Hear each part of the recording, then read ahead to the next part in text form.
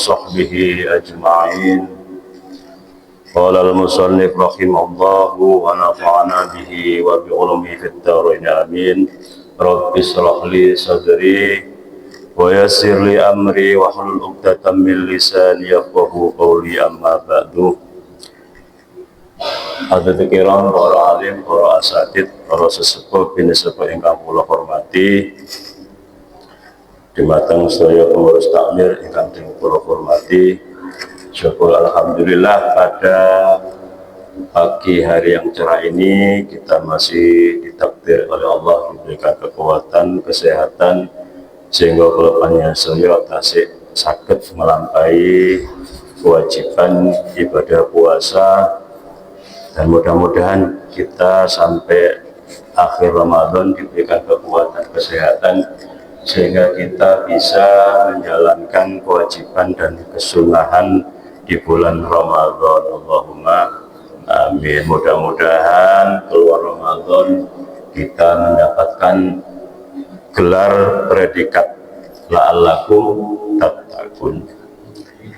Para bapak, para jamaah yang kula hormati, ngapunten niki kula di kayak jadwal ya. Sami kali wingi wis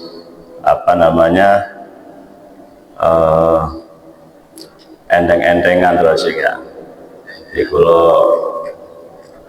monggo dalu injing niki diniati thalabul ilmi, atas ilmu wabil khusus wonten bulan Ramadan. Kenapa?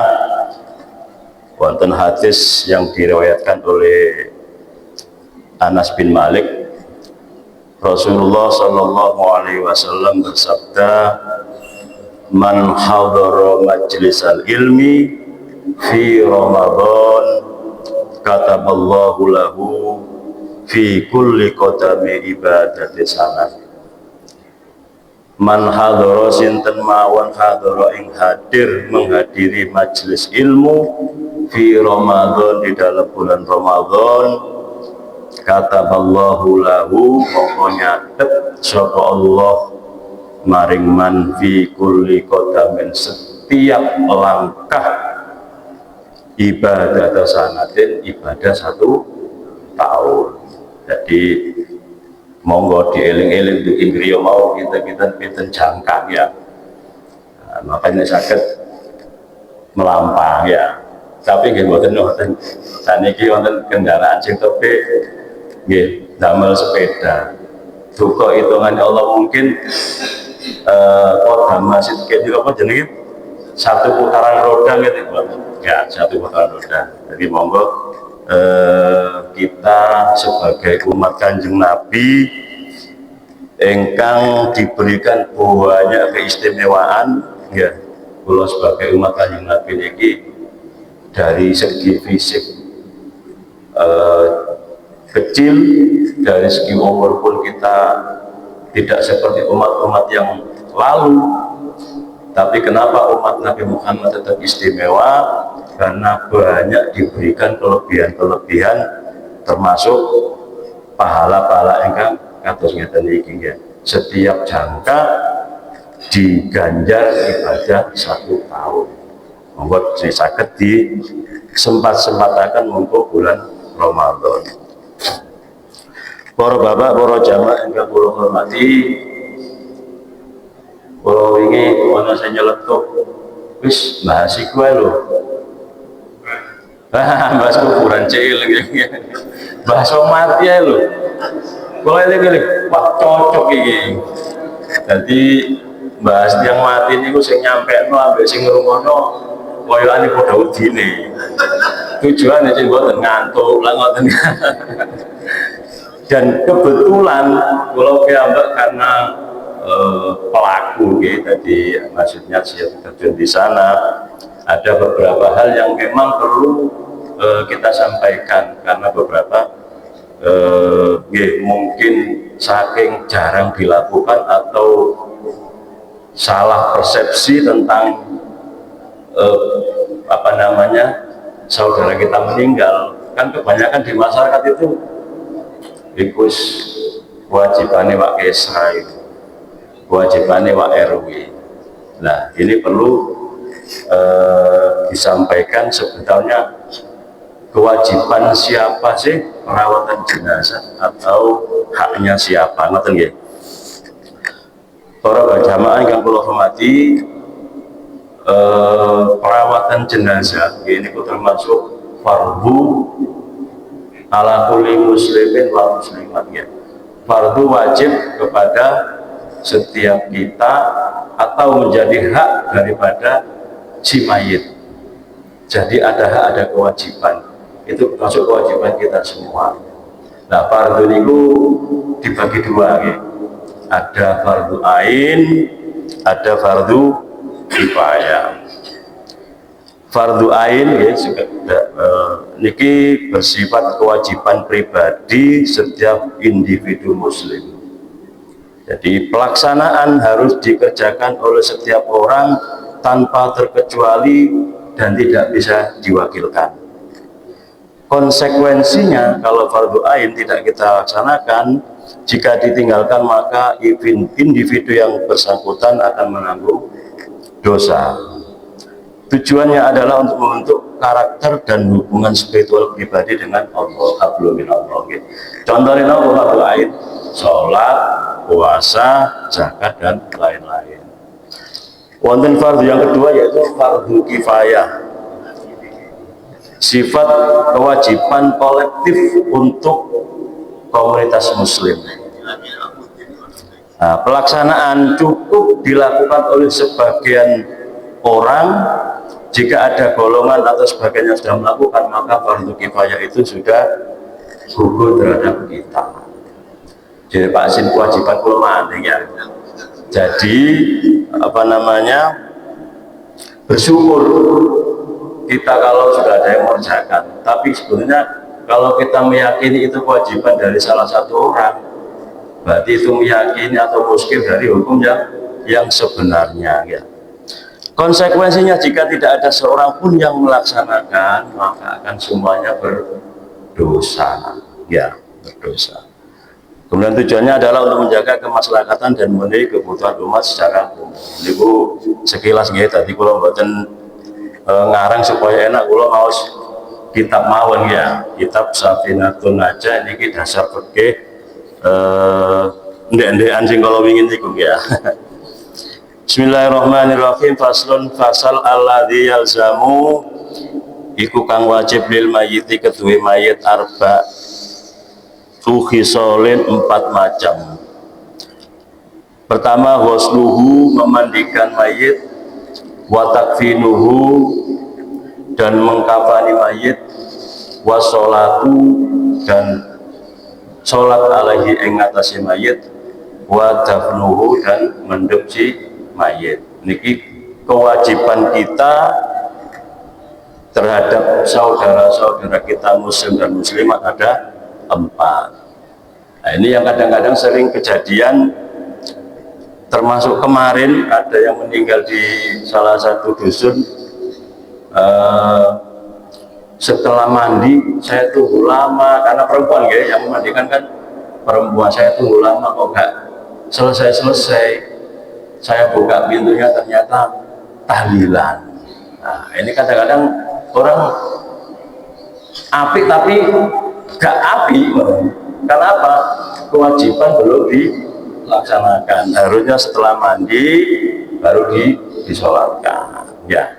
Karena kalau doa itu kan sunnah ya, bisa dilakukan kapanpun, dimanapun, tidak harus di depan mayit.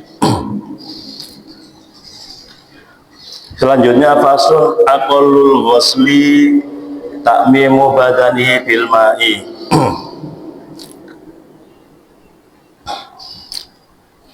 Memandikan orang muslim yang meninggal dunia, minimal takmimu badanihi, meratakan ke badannya bil ma'i dengan air. Jadi prinsip mandi besar meratakan semua air di badan si mayit. Wa akmaluhu lan sempurnae ghusli mandi ayaksila sab'ataihi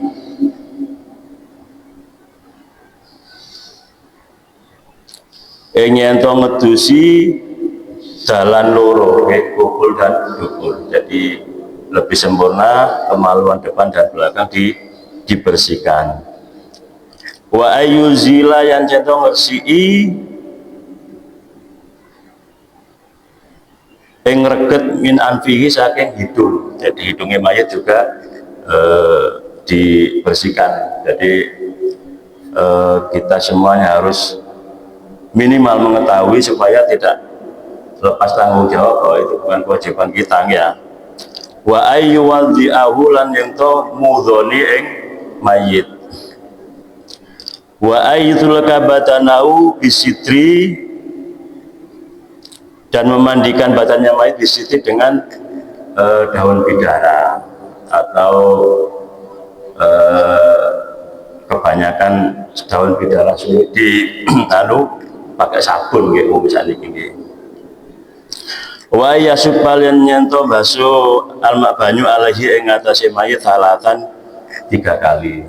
Jadi kalau bisa memandikan juga ada bilangan ganjil minimal 3 kali. Kemudian faslun aqallul kafni sauba, setitik-titik ngafani ya, yang berikutnya adalah ngafani.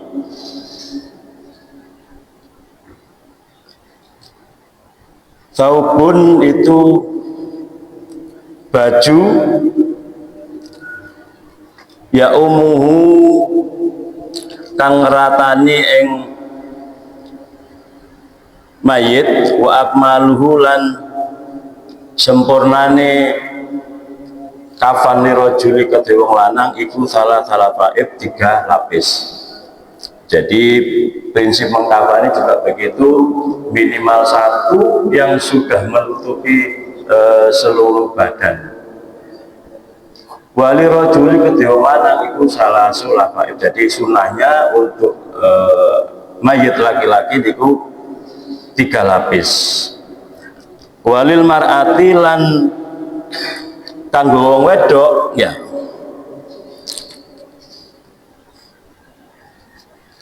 komisun baju gitu, wa khumarun lan podung, wa izharun lan tapih, walafa fatani dan 2 lapis. Jadi secara total sempurnanya kafan untuk perempuan itu 5, terdiri dari baju, kerudung, tapis, kemudian 2 lapis. Jadi makanya di total 5.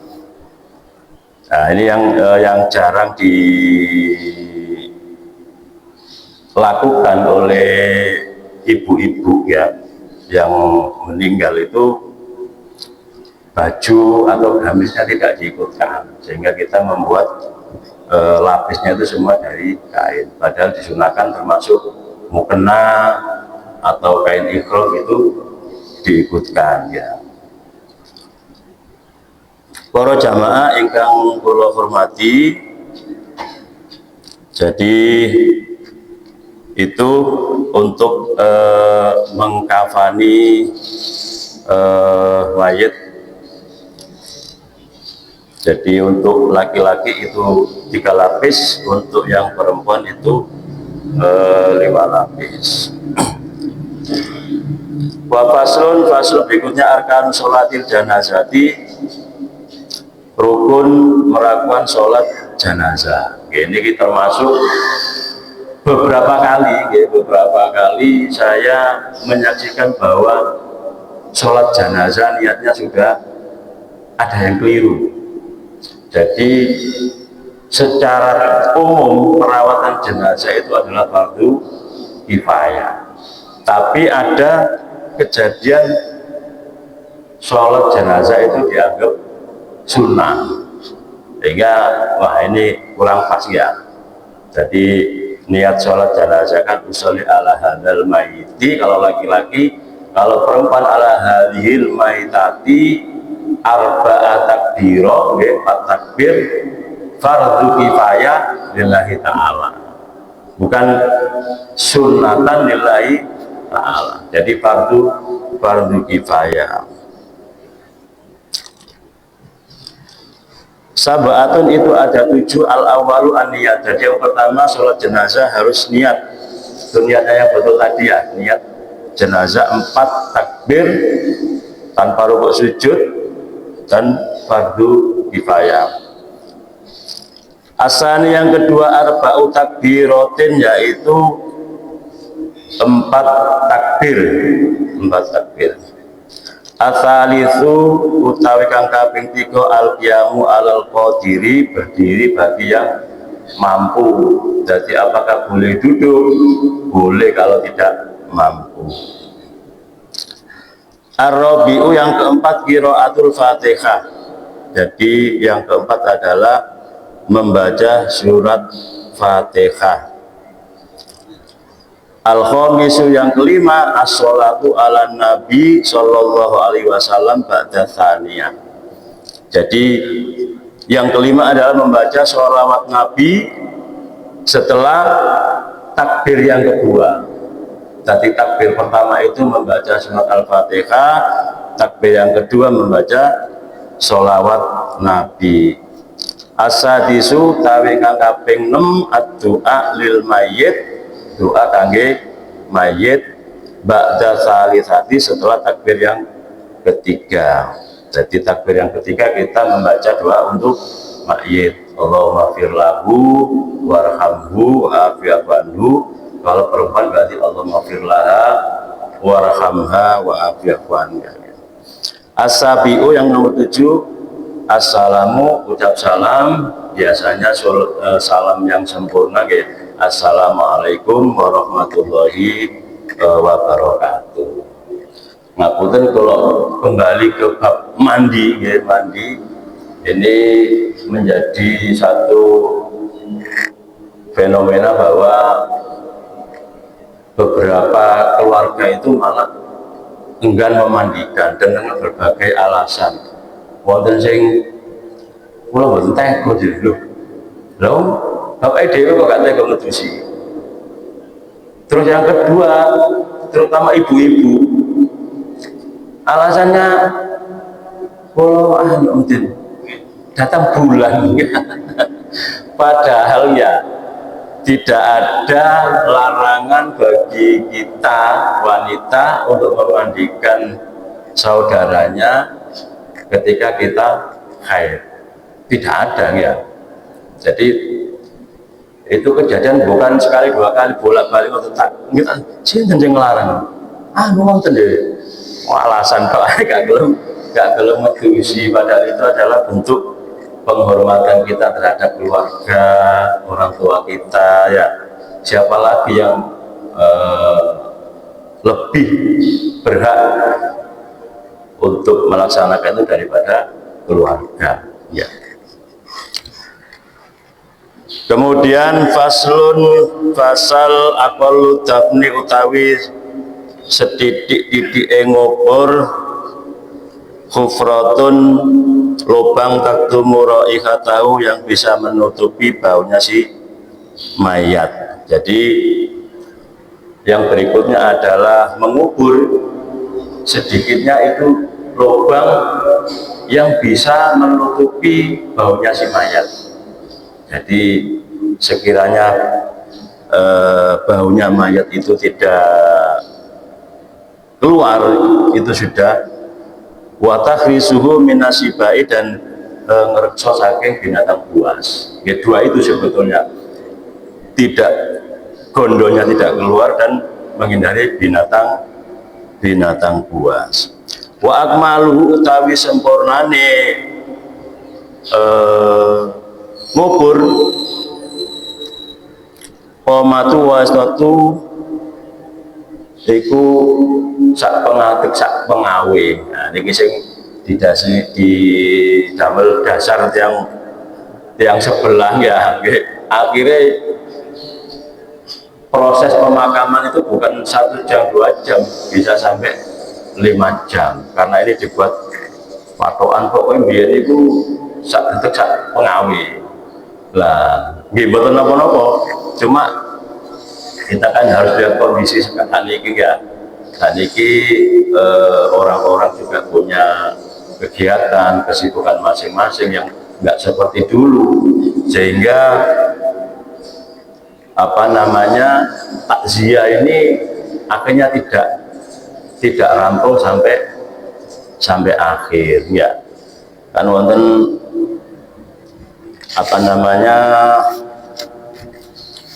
hadis. Jadi ini juga salah satu yang saya sampaikan di awal, bahwa kita sebagai umat Kanjeng Nabi ini banyak sekali keistimewaan, sehingga kita sebagai muslim yang cerdas harus memanfaatkan ya. Wong kula panjenengan iki cara ngamal aras-arasen ya, ngamal ibadah sedekah ya arasen.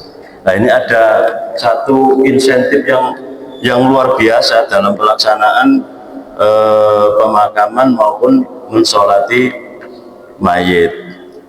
Niki konten hadis Rasulullah Shallallahu Alaihi Wasallam bersabda, "Man syahidal janazah hatta yusalli alaiha falahu qiratun." Barang siapa yang menghadiri jenazah, artinya takziah ya, hatta yusalli alaiha, sehingga dia ikut sholat, falahu qiratun, maka baginya itu pahala satu qirat.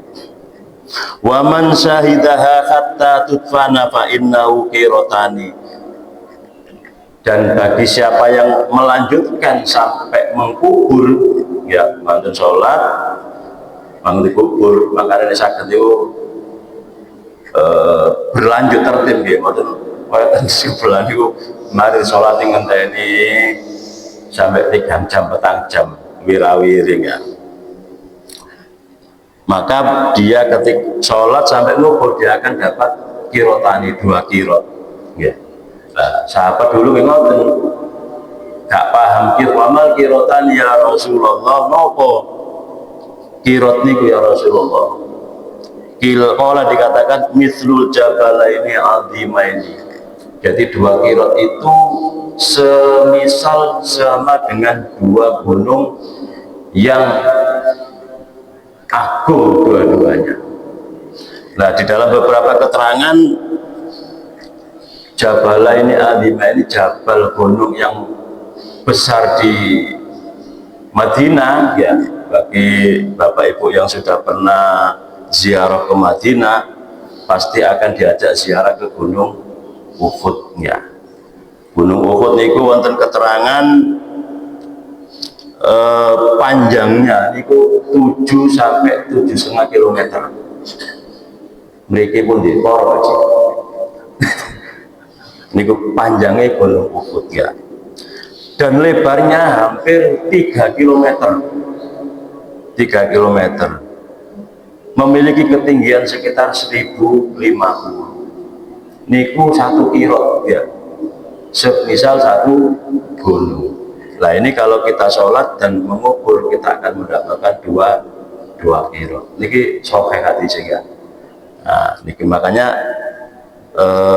eman-eman saat niki yang takziah niku kata cangkruke ya, cangkruk itu bagus kalau ngidul diumumkan sholat sing alasan katoan cekak, sing alasan celana bolong ya, najis ya. Nah, makanya lewat sini niki monggo niki mau mane-mane ya. Wong mati lo gak mesti saulan pisan ya. Nah, oleh 2 kilo itu kapan kita kalau tidak mau melaksanakan? Padahal kalau kita hitung-hitung sholat jenazah niku bakal enten dawane 10 menit, 5 menit itu pun mantul, wong tanpa rukuk tanpa sujud ya. Nah, monggo supaya kita sama-sama menyadari bahwa ini loh termasuk salah satu kelebihan kita sebagai umat Nabi. Ketika ada orang meninggal ya monggo hadir siap mengikuti sholat ya. Ojo ada alasan mana kan katoan cekak sing sarunge celana bolong ya, weman ya. Kalau padahal sering nyampean nggih pancet ae diajak sembahyang boleh. Tapi alhamdulillah dari beberapa dusun ya, yang pengalaman yang saya alami, termasuk dusun kita Jambi itu paling banyak pengikut sholatnya. Mudah-mudahan dengan tambahnya wawasan ini ke depan kita lebih memperhatikan tentang kelebihan-kelebihan dari kita melaksanakan sholat maupun mengubur ya.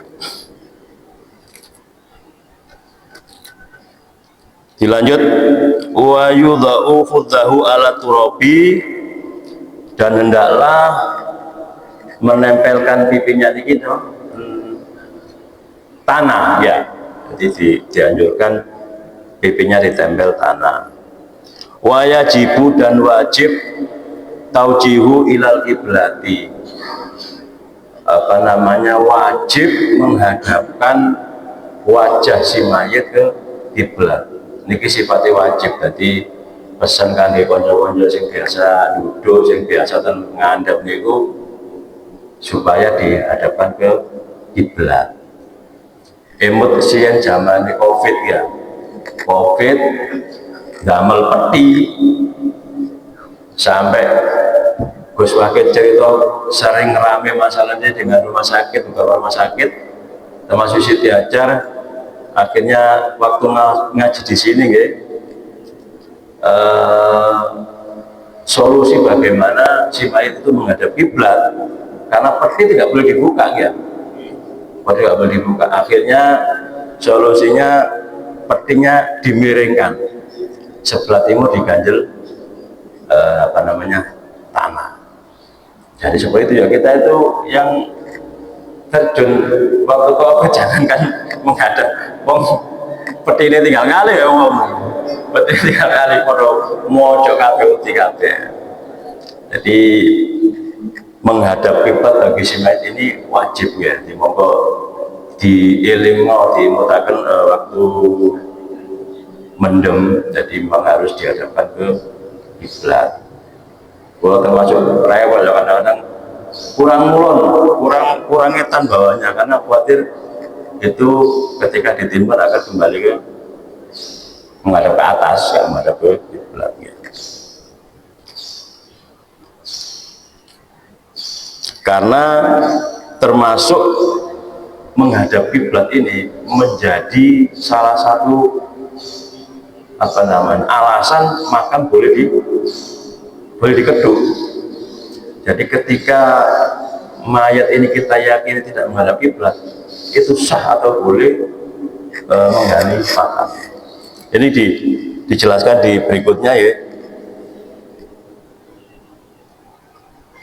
Yun basul mayitu li arba'i khisolin, dikeduk mayit boleh li arba'i khisolin ya, karena empat perkara. Lil husli idza lam yataghayyar, karena mandi ketika keadaan si mayit belum berubah. Jadi mungkin satu kejadian nggak tahu apa ya, kita hanya menguburkan saja tanpa memandikan.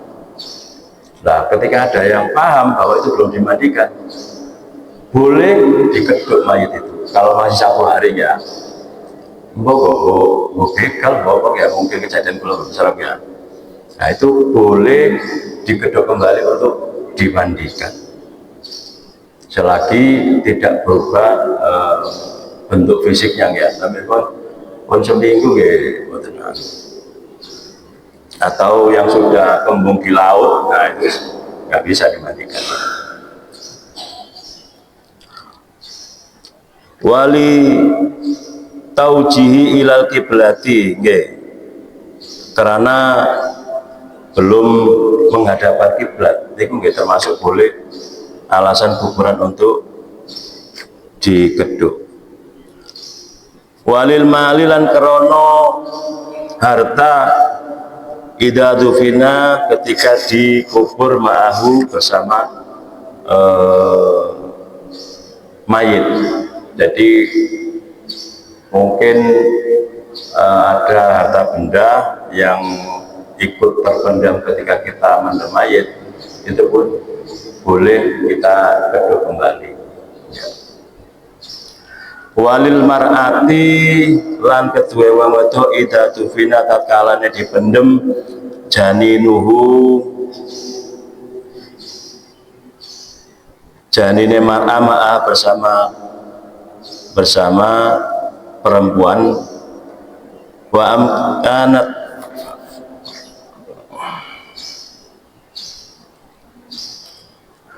hayatuhu. Jadi ada seorang wanita dikubur menurut prediksi kesehatan kemungkinan jabang bayinya itu masih hidup, maka itu boleh untuk digali kembali.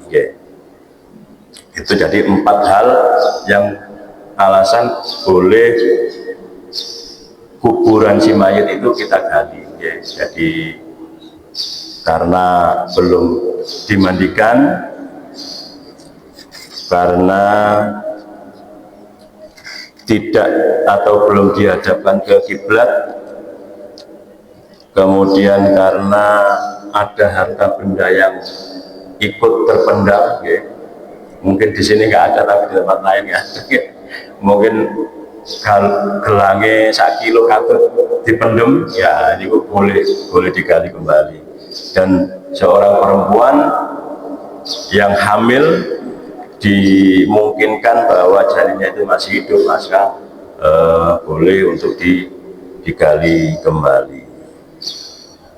Niku yang bisa kami sampaikan. Jadi prinsipnya segala rangkaian kegiatan perawatan jenazah adalah satu kewajiban setiap muslim atau disebut fardu kifayah. Bila satu golongan sudah melaksanakan, maka gugurlah kewajiban kita sebagai muslim, sebagai kewajiban kita.